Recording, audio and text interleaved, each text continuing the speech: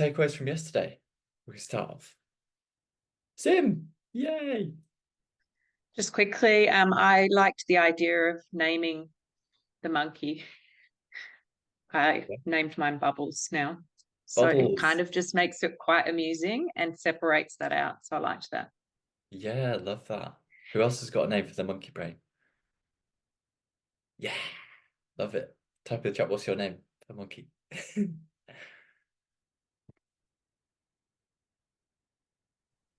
Sorry, Chris. Two of my friends who were about to join, they can't. They're at the doctor's. Okay, all good. Yeah. Yeah. I can we can throw the recordings their way. Yeah, cool. Thank you. Happy days.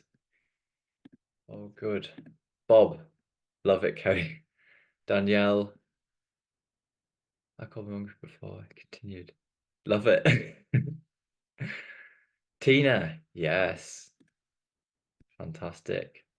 Love it. Any other shares from yesterday? We'll jump straight in.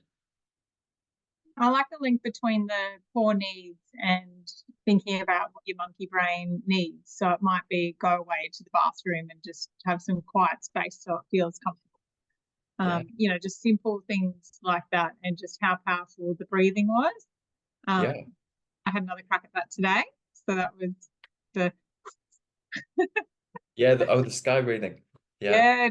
Trying out the new breathing techniques, and just the power of breathing can shift the blood flow in your brain to give you that space to actually move out of your monkey brain. Yeah, 100%. I love that. I love that, using that physiology when it's psychological, physiological, it's like using the other when we need that physiological space. Might as well leverage one when the other's out of balance, right? And I love that you bring up the connection between those needs, because that's a really good segue into what I actually want to talk about. So those of you who just joined, there's a part of this that I didn't even think about putting into this session, and I've had a few discussions with people offline, and it clicked with me that there's a part that I really need to include. So I'm going to just wing that bit today, and hopefully it still tells a big story, but it's a big thing that I do need to talk about. So it is fresh. So I'll just jump straight into that. There's essentially two different patterns that we need to be aware of.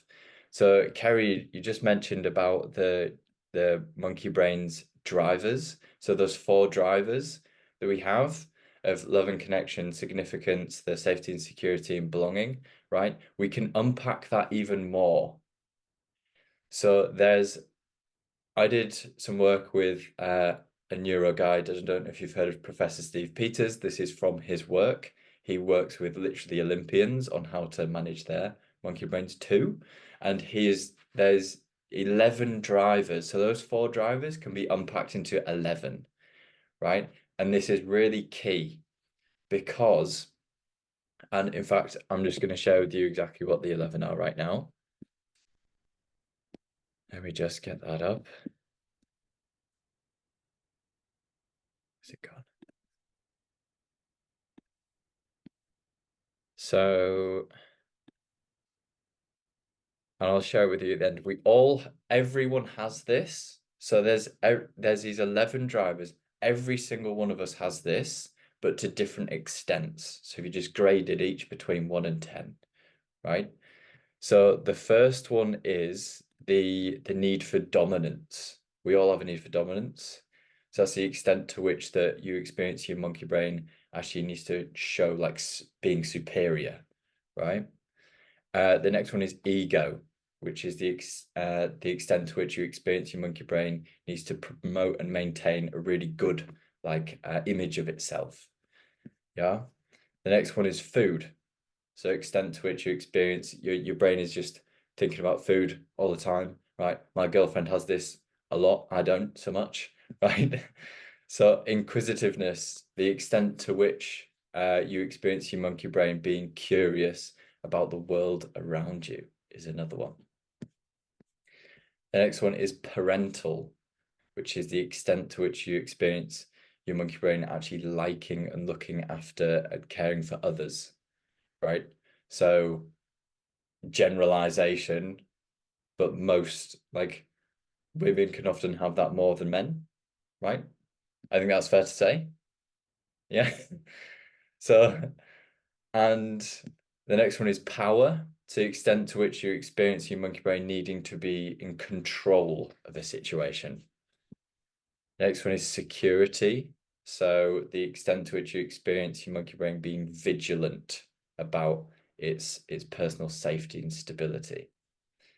The next one is shelter, the extent to which you experience your monkey brain needing its own physical and psychological protective space.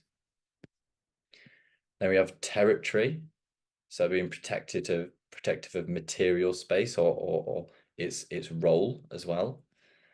And then we have tribe, which is like our troop, right? So our people are needing to belong to a troop or a group of people. So those are the 11 drivers. And the reason why this is really, really key is because there's a difference between trauma and having a monkey brain need, right? So trauma is when the monkey brain had a really unmet need, so much so that it uploaded it to the hard drive as a pattern. It keeps cropping up in unhelpful ways there. So only when it's a real pattern is it that trauma. Versus if it's a monkey brain need, we can manage that need in a way, but that doesn't make it a trauma. It's just a need, right? So, and you can meet that need if a need is not met, that's when it can become pre-programmed. Does that make sense? Rashna, shaking your head. Can you repeat that again, please? Yeah.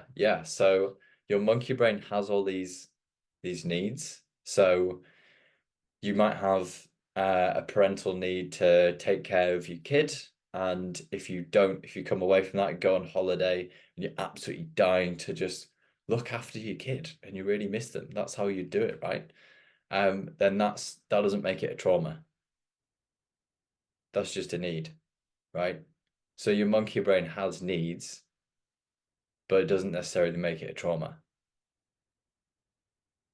So there's those two different patterns, because as we mentioned, the monkey brain it's inherited from our parents, right? So this genetic makeup of how all those 11 different drivers that you've got is inherited. We've all got different variations in each, but it's about managing and meeting those needs, right? Just so that the monkey brain is happy. And that those also can boil down even more into the 4 that we talked about. Same. We're just boiling it down. You kind of into the 4. This is sort of unpacking it, expanding it. I will share you I've got a workbook on that as well, so I'll share that with you guys. Right there.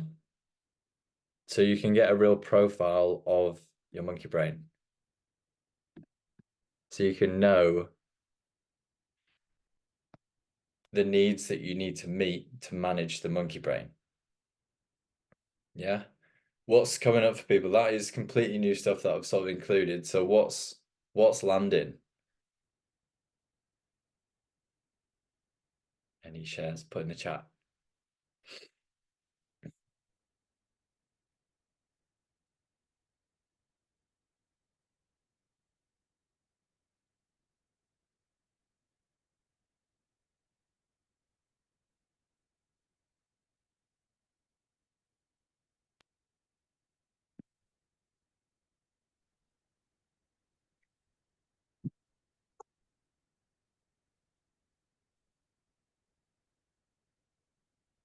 See some people typing.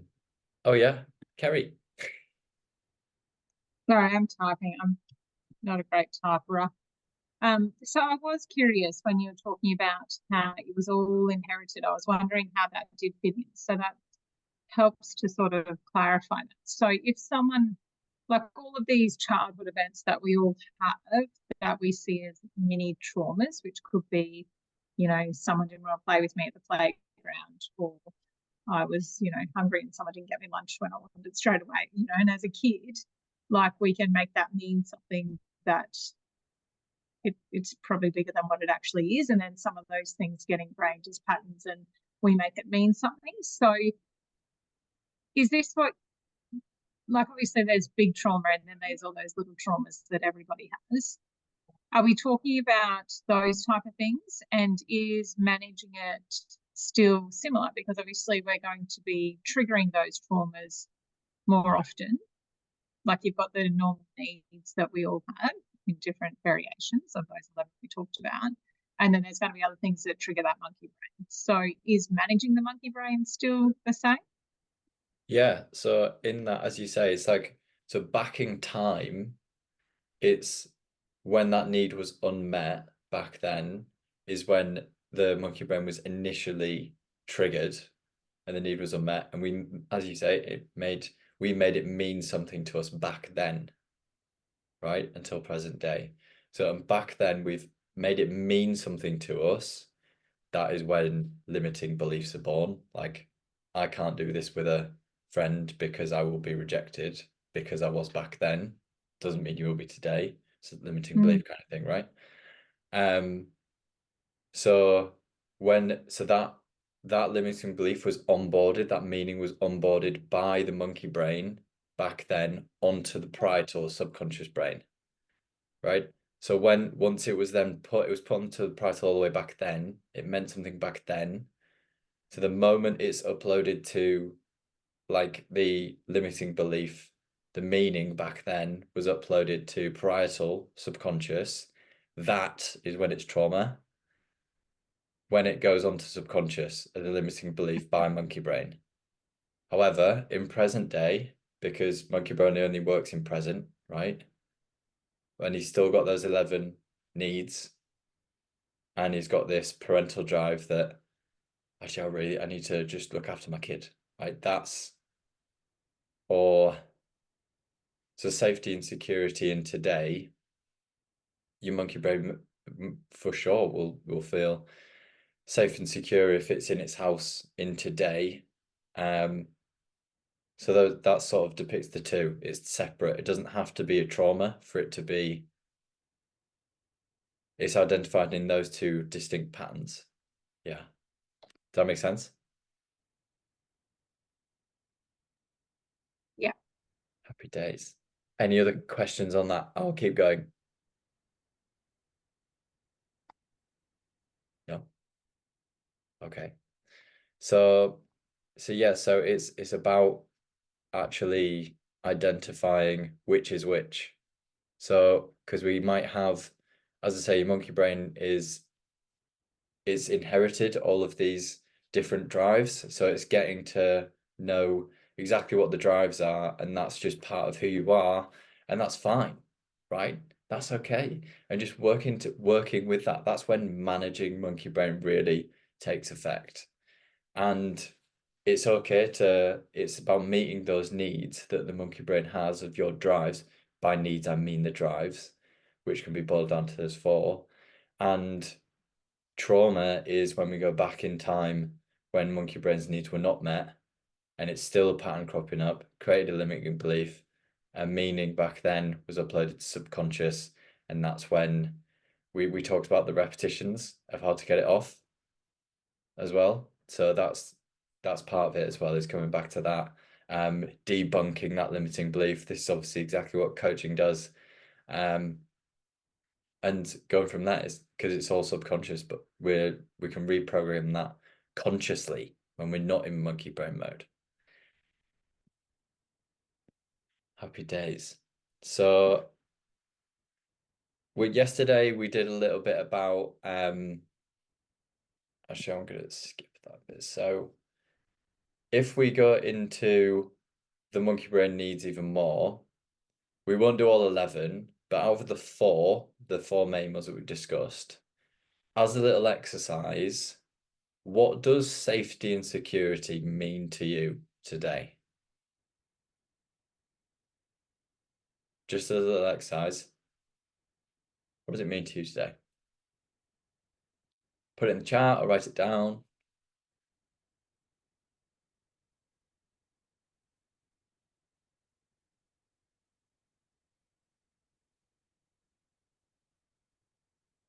and then write, what does safety and security mean to you in an ideal world? The perfect safety and security. And if there's any kind of difference between the two, that could well be a limiting belief in there that the monkey brain is uploaded to subconscious. And then we do exactly the same for the next one, belonging and acceptance for monkey brain. What does it mean to you today? And what is belonging and acceptance in your ideal?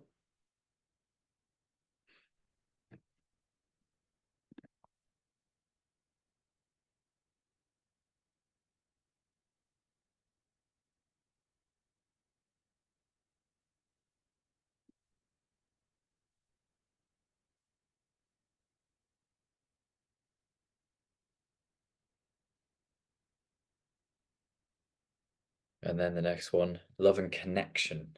What does love and connection mean to you today?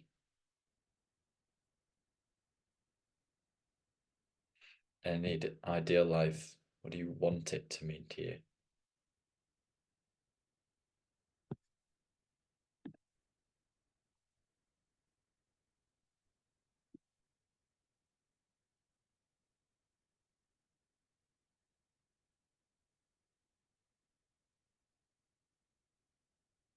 And then the final one, to know that you matter, that you're significant, that you're enough. What have you made it mean to you today? What do you want it to mean to you?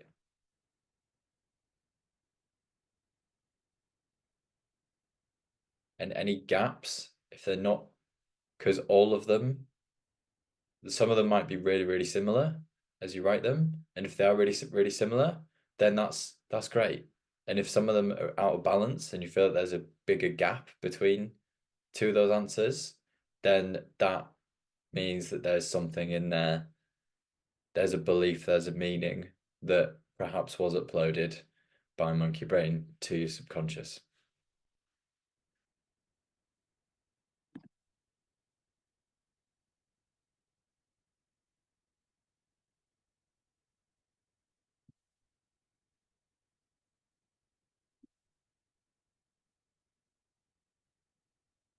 We're going.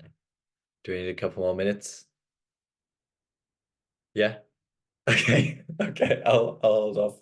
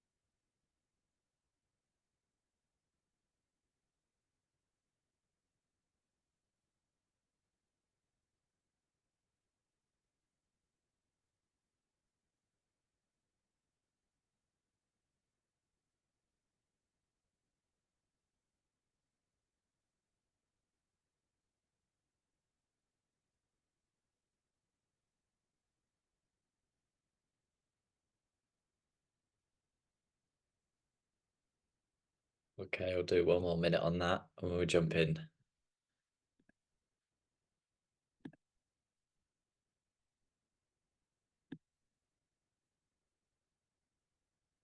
See, a couple of you have done. Who just type in the chat which ones you felt that there was a gap there's a gap in any of them.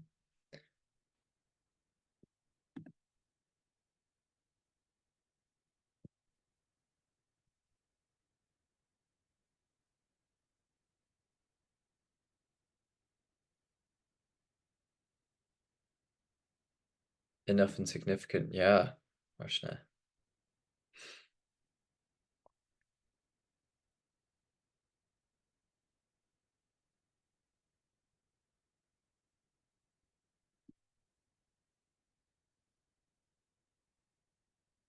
Okay. All right, so I'll jump into, we've talked a bit about the monkey brain stuff, and we're gonna talk now about like the actual what it is with trauma. So what you've just done there by writing those meanings down is identified a little bit of language around that emotion. So who can remember what this step's called? Today's step 2, who can remember what it's called?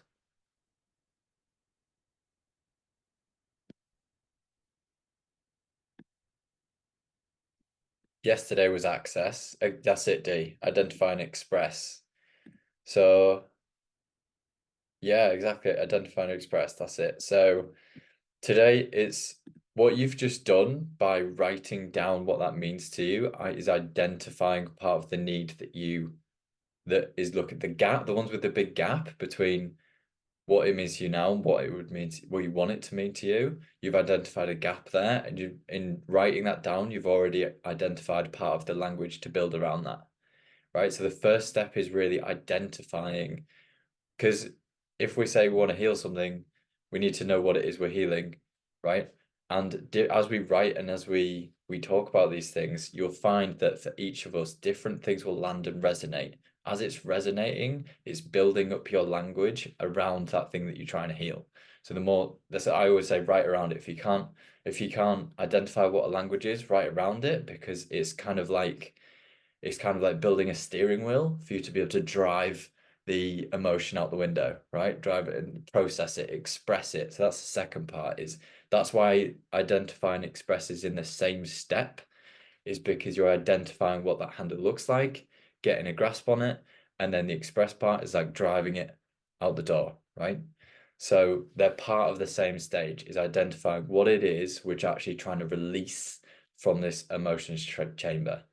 So, and that is, as you've just done there, you've identified that gap, and part of that gap, in that gap, if there is a gap, then there's an unmet need in there that we can go back to, and that is what's in the hard drive that the monkey brain put onto the hard drive, right? And that was probably back in time, all those moons ago, and it is different to the drivers, yeah? So, and the first way of double checking in that is, as we say, with the question of, do I want to feel this way? No, I don't. Okay, I know it's come from monkey brain. That's where it's coming from. So when we know that we notice it's a real pattern and it keeps showing up, that's when we can identify this sort of code and we can start to crack the code, right? So identifying that pattern. And I want you to imagine trauma as, I mentioned this yesterday as well. Imagine this tall field of grass, and you've got this neuron that's trying to go across the field with all this tall grass, and you want to get from point A to point B through the field. Now, the typical behavior that you went through is going to be that the path that's patted down through the grass, right? A clear path where you don't have to go through all the long grass, right? So that's essentially the neuron. And your typical behavior, by typical, I mean automatic, subconscious, hard drive, parietal, right? That is the path of least resistance that you're always going to take.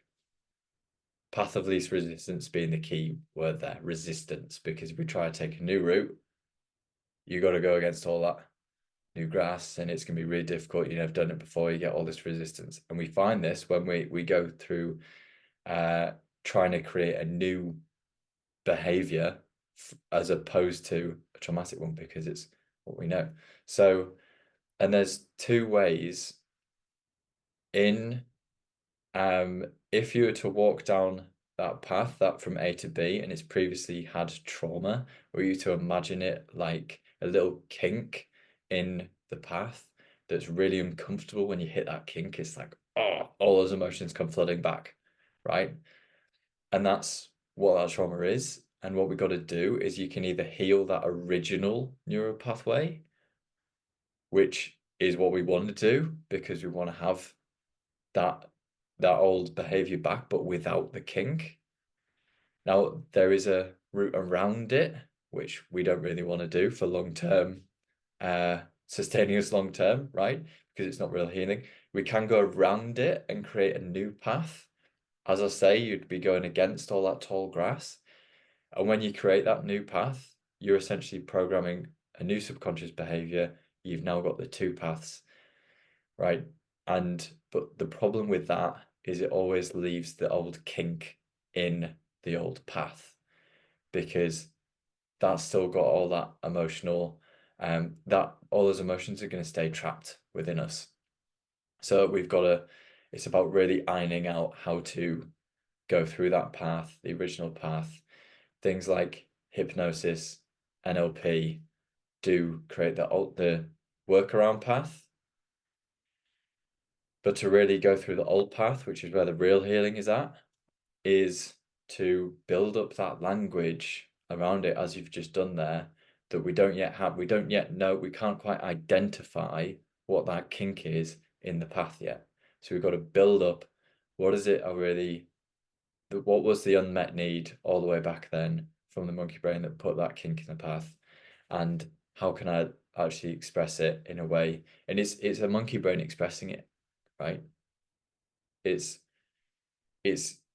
being there for the monkey brain when he or she didn't have that need met all the way back then. And trauma doesn't have to be like a really traumatic event. It doesn't.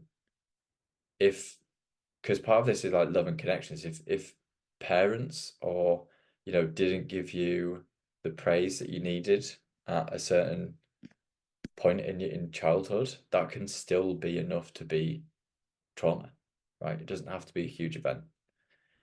It's just monkey brain needs that are not being met. Building up the language around what that could be and being curious around how to identify that pattern and then heal it through that path, through the old path. And this is, again, it's exactly what we do in coaching.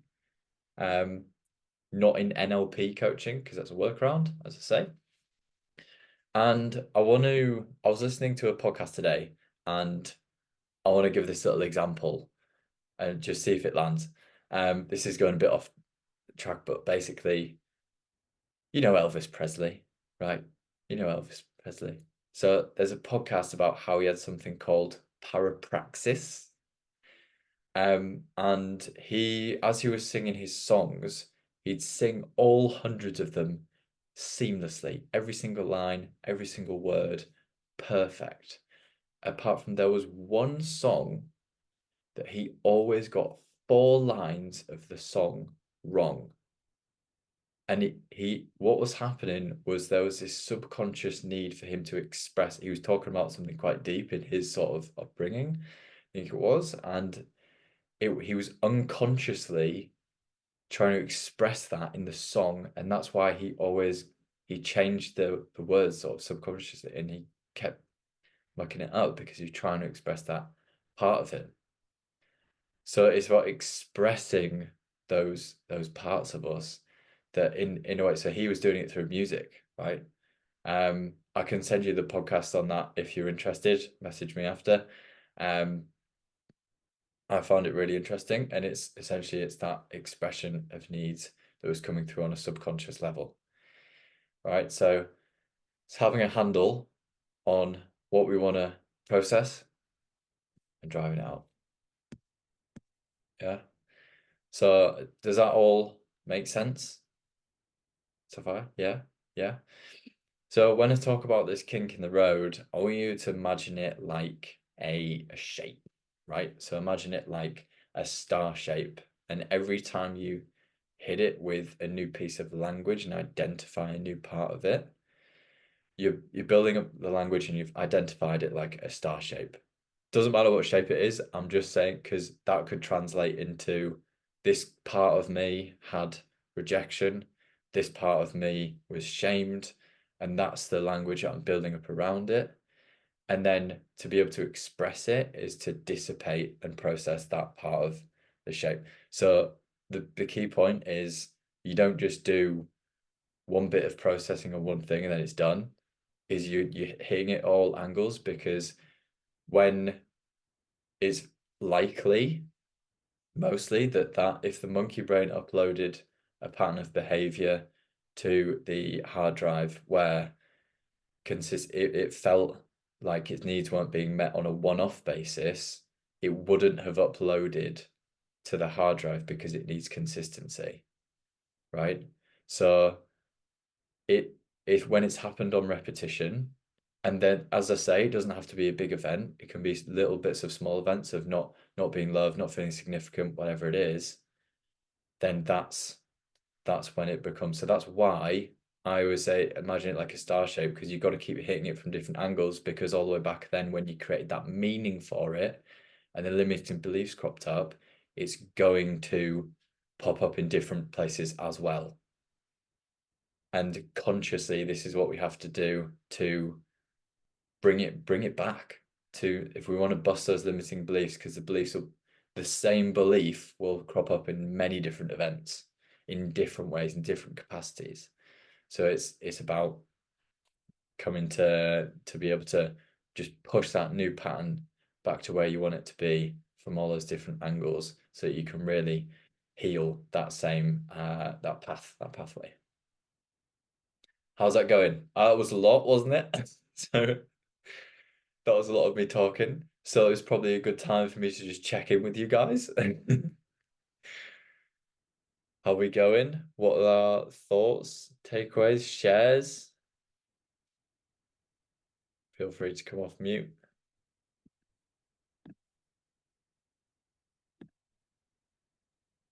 So we're now going to talk about more on how to express it so that we can heal those kinks and smooth out those stars and Yeah, so blow them up and they become the Milky Way, and they're only tiny little things now. absolutely. I mean, so the expression part is very individual, and so is the identifying part. So it is something we would do in coaching. I can't like hand everyone a blanket rule that will sort of work for everyone, because it's all very different and unique. But what I will say is I think the key part is when you do a thing that resonates with you. So like this is why coaching is so powerful, is that it's so individualized into what the person needs, is that it's always hitting the things that really resonate and you dig deeper. Because when as part of that star shape, let's say the corner of it that's to do with rejection sort of gets processed, there could be a part behind that, and that could leave the person like confused, which is a good thing, because this is a new thing that's come around that didn't even have the language for yet. So that's reprocessing again. So coaching is the best thing for it, because it's so individualized. It's also the reason why, like on our own too. I know a few of you've been in obviously like group coaching, and people get those breakthroughs through group coach, is because parts resonate, and that sort of star shape is still bits of it are being processed as well. And even when you listen to an audiobook or a podcast, there's a really good podcast. Do you know Esther Perel? She's a psychologist, and she has a podcast which it is therapy sessions for people. And like when you're listening to someone else's stuff, bits of it will land for different people. So I can't give you like a blanket thing, because it won't work for the group. Because but it's knowing that the more we build up that language and identify those parts, the more you're going to be able to express it. So even just having a conversation with like two people together, where you say, oh, I feel really angry about that person who was driving their car like an idiot. But the fact that you just expressed it like that to someone instead of keep staying silent, even that is actually expressing the need, right? If it's something deeper, like so it says anger or something inside from way back that hasn't been processed. Even something like boxing and getting anger out is a form of expression. Elvis Presley did it through singing. It is a way of processing that up to a point of when. But there comes a point, and we'll go into this tomorrow as well. There comes a point where we can like fully express it, but then we keep focusing on it, on the old pattern. So, but that's the next bit for tomorrow. But so does that make sense with the expression? It can't be blanket. It's yeah. So I wish I could give you a real, there would be a breakthrough for everyone, but it wouldn't be. The best way I could probably do this is probably group coach, which I haven't put into this session. But that's the sort of thing that would really help for everyone. Yeah. Does that make sense? Yeah. Happy days. Any cues? Questions? Because that was. So in that sense, Chris, also high intensity training and like overtraining can be also something like when you said about boxing, I thought about that. Yeah, absolutely. Absolutely. And it's so individual. If it's what works for you, because remember, if we got all the way back to the root cause of what this is, it's the meaning that the monkey brain allocated all those years ago to the hard drive. So that's the root cause of what we're trying to express today. So whatever that meaning means to the person back then, that's the bit that really matters. Because that, and very often this is done when this happens when we're young. So below the age of 8, these patterns are really difficult to get off the hard drive. Above the age of 8, it's easier to get off the hard drive as a typical rule of thumb, mostly, but doesn't mean it can't come off. But that said, if it's around the age of 8, you are very much in like a child state of thinking because we're so young, right? And so the meaning that was allocated back then was it doesn't have to make sense either, because your monkey brain thinks in impressions and feelings. It doesn't think in facts, truth, and logic. So we can't give a blanket rule that works for everyone, because it could have been all those years ago. It's built on feelings and impressions, that gut feel that doesn't have any logic, right? So it's so individual that this is why something like coaching is super important. Super important. I'm not sure if it is related, Grace, but what do you have to say about chronic pains? I've heard that most of the chronic pains, which is non-accident related, but they're there in your body, is because of something, the needs which were unmet in childhood or when you were growing up, and they come out as chronic pains. Is that true? Yeah, so provided it's not a medical condition, this can happen in the way that, so let's say you have all the way back then, this trigger's developed, this monkey brain response has programmed something onto the hard drive. In today, that it comes up so much that it is a consistent cause of stress. Stress can cause that inflammation in different areas of the body, because depending on what type of stress it is, will depend on where it sits, and that will affect the different organs, and the inflammation buildup can then cause diseases.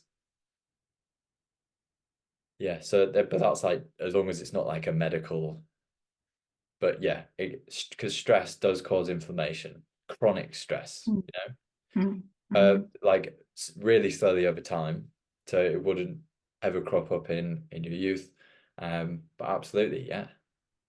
I think that's because because I always get confused that if you've been through a trauma like an accident and you're trying to get better, say, for example, you had back injuries or kind of that, now you're progressing, and some or the other time that back hurts. Now, you're medically, you have been certified, you're well, you're good to go, you're not disabled, you can work, but that pain comes back, and the doctors say it could be because of the injury that you have had in the past. Could it be because of the trauma and they have not been healed emotionally and not physically? Would that be right? Yeah, I mean, it could be. If there's an actual, you mentioned there that there's an actual injury that happened, it probably, yeah, it could be that. If it's something that didn't actually come from an injury, then it could come from the stress. I wouldn't be able to say. Yeah, okay. Okay. Cool. Cool. Yeah.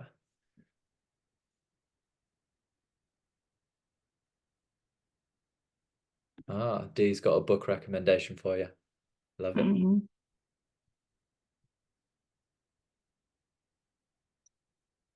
It feels like door after door's being opened. Yeah, Dana. Mhm. Well, the body keeps the score for sure.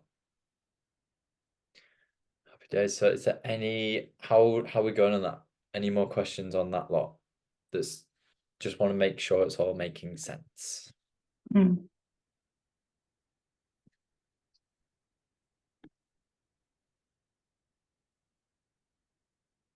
Good. Okay. So that's essentially that's it. So today is identify and express those feelings. So as a little wrap up, we've done accessing our internal world. We're all the way out here. Our self-awareness is we can't work with creating those new patterns of behaviors. So step one, coming into our internal world, ideally with something like breathing, because it can elevate our self-awareness by up to 500%, which is ridiculous. It all starts with that self-awareness, right? So bringing it into our internal world. Now, what are we going to do with that elevated 500% self-awareness is we're going to identify what it is that we need for the monkey brain, because he's got the blood flow. Monkey brain's got the blood flow. So if it's a need that's coming up, how can we help it express that? Identify what that need is. What does he need right now? If it's a trauma, what does he need all the way back then? Mm. Much better done in a coaching format. So identifying what that is and then being able to express it in a healthy way. And if it's coming up straight away and it's not a past trauma pattern, then it's perhaps monkey brain drivers. It's just being aware of those. How can I just meet those drivers in a healthy way? The way that really works, because I know that the more I meet those drives, the more I'll be able to more effectively manage the monkey brain. Because if you start your day with one of those drivers already out of tilt, then we've already got some part we need to manage. So it's just making sure like daily habits is keeping them all in check. And then we've expressed it, is it expressing that part? So we talked about parental drive. So just having a way to express that parental drive. Perhaps if you're away, we talked about the parental drive. If we're away from our kids, giving them a call would even chill out that monkey brain, because sometimes you have this anxiety. Are they okay? What's going on? That's monkey brain. Like, I need to know they're okay. Right? So it's, hey, you okay? That kind of thing. That literally manages monkey brain in a healthy way. Mm. So that's for step 2. So for tomorrow, we've got actually using your ultimate self. So we've talked about, today was about moving blood flow from monkey brain to frontal cortex. And then as a next step is sometimes we can get the easy way I can explain this is, have you ever done something where you're about to do that bad habit, you're conscious of it, it's something you don't really want to do. Do I want to feel this way? No, I don't want to do that. I've done it before, I don't like it, monkey brain. but then you do it anyway. And you're like, why? Why have I just done it anyway? Right? That's tomorrow. So it's having the conscious choice next. And this is about focus, because you've just given yourself the opportunity to use your ultimate self. Next, it's about consciously using your ultimate self. All right. Sound good? Happy days. And I've got a little competition going on as well. So I know for those of you who are already working for me, as it's working with me, as it's Christmas, as it's Christmas, I wanted to give you guys, like, so if you guys refer anyone to me, you can have 2 free sessions, which is a lot. And for those guys who, if you're not working with me yet, I'd love to get to know what you're doing. And I want to let you know that I do a coaching program that is like a rolling basis contract, where you can have between 2 and 4 sessions each month. You can cancel any time. You can move it between 2 and 4. If you want more momentum, go with 4. If you want 2, you can jump with 2. And this is what I offer, and it's Christmas. So I want to say, if you do it before midnight tomorrow, because tomorrow is our last session where we're going to wrap up, is if you jump in before tomorrow, then get 2 whole sessions free as well, which is crazy. All right. So tomorrow we've got that final session. We're wrapping up, bringing it all together, and yeah, looking forward to it. Happy days. All right. Should we get the tunes on? Kerry, did you have your hand up? Oh no, she's just gone to a call. Should we do the tunes? Happy days. Okay. I have to say something. Yeah. Fire. Yeah, guys, I have been coached by Chris. He's amazing. Earlier, you would see me crying, and today I can very happily talk my emotions and put it into words and express freely. I don't shy away from that. I completely own myself. So thank you for doing that, Chris. You're awesome. So anybody, don't hesitate to reach out to Chris. He's amazing. He's beautiful. Oh, thank you so much. Thank you so much. Really appreciate the shout out. You're epic. You're epic. So cool. But yeah, thank you so much, Rachna. I really appreciate it. So Rachna already recommended you to how many? 3 people? Woo! Yeah. Do it.